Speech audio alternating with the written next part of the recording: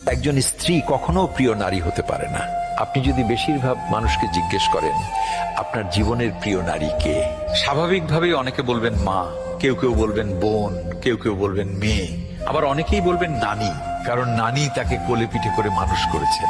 কিন্তু আমি ভীষণ অবাক হই, এমন একজন মানুষও নেই যিনি বলবেন আমার জীবনের প্রিয় নারী আমার স্ত্রী। আসলে বাঙালিদের সমস্যাটা হলো স্ত্রীকে ভালোবাসি বললে মান সম্মান কমে যায়, স্ত্রীর কাছে ছোট হতে হয়, লোকে বউ পাগল বলবে, আবার অন্যান্য পুরুষের কাছে নিজের পৌরুষত্বটা একটু কমে যায়। আচ্ছা, এমন একজন পুরুষও কি নেই যার অসুস্থতার সময় তার স্ত্রী হাসপাতালের বেডের পাশে নির্ঘুম রাত কাটিয়েছে, কিংবা বাবার বাড়ির বিলাসবহুল বাড়ি ছেড়ে একসাথে জীবন যুদ্ধটা করবে বলে অল্প বেতনের ছেলেটার হাত ধরে বাড়ি ছেড়েছে? শ্বশুর বাড়ির ঝাল তরকারি খেতে না পারলেও বাবার বাড়ি থেকে ফোন এলে ঠিকই বলেছে আমি খুব ভালো আছি। নাকি মায়ের হাতের রান্না, নিজের প্রিয় বিছানা, কিংবা ছোট থেকে বড় হয়ে ওঠা যেই বাড়িতে, সেই বাড়ি ছেড়ে আসাটা এতটাই সহজ? তাই একজন বউ কখনো প্রিয় নারী হতে পারে না।